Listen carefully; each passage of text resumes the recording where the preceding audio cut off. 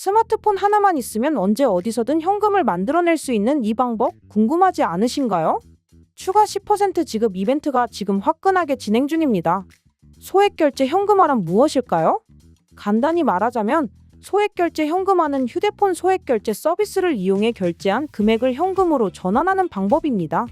예를 들어 휴대폰으로 게임 아이템을 구매하거나 앱 내 결제를 했을 때 그 금액을 현금으로 바꿀 수 있는 거죠.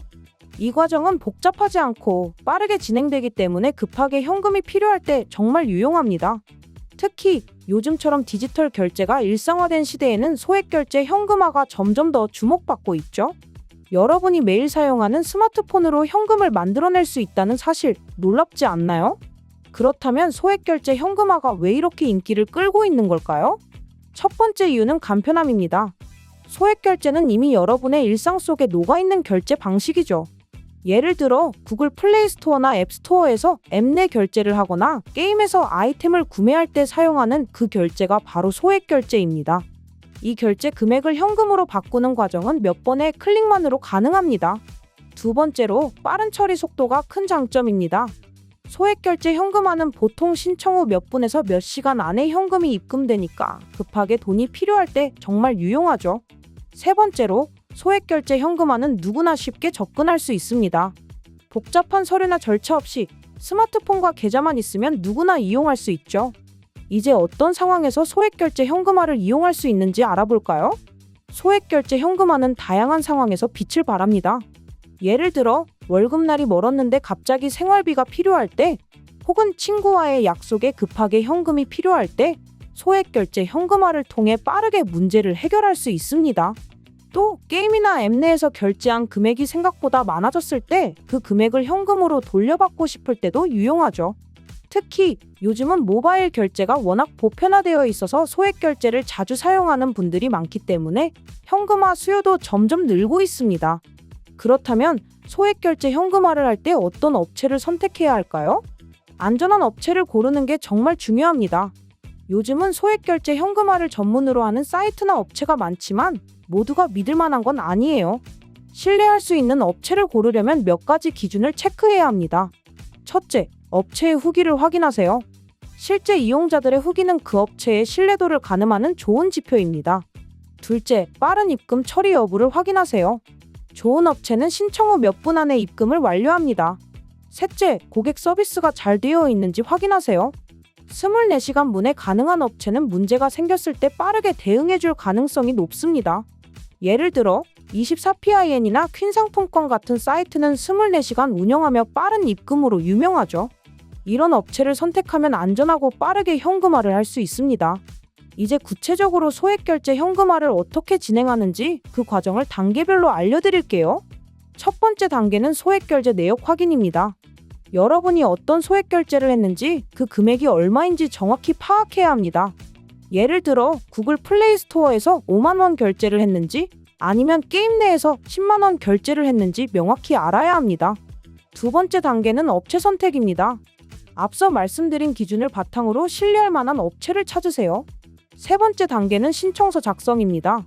대부분의 현금화 사이트는 간단한 신청서를 작성하도록 요구합니다.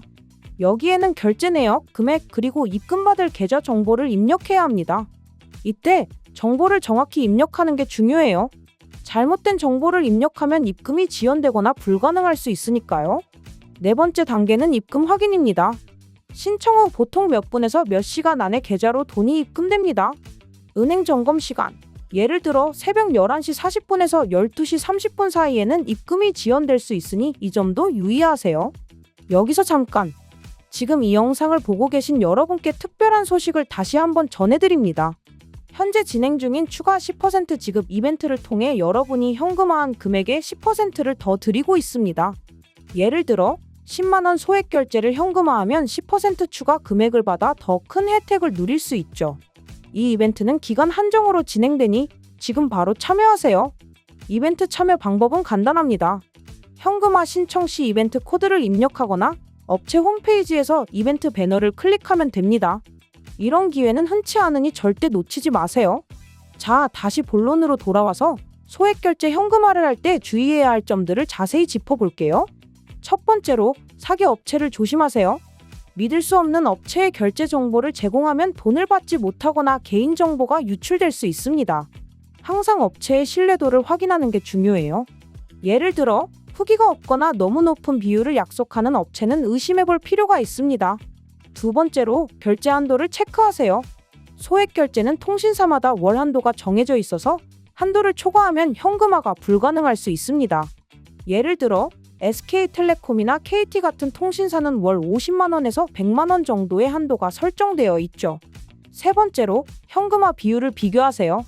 같은 결제 금액이라도 업체마다 현금화 비율이 다를 수 있으니 여러 업체를 비교해보고 가장 높은 비율을 제공하는 곳을 선택하세요.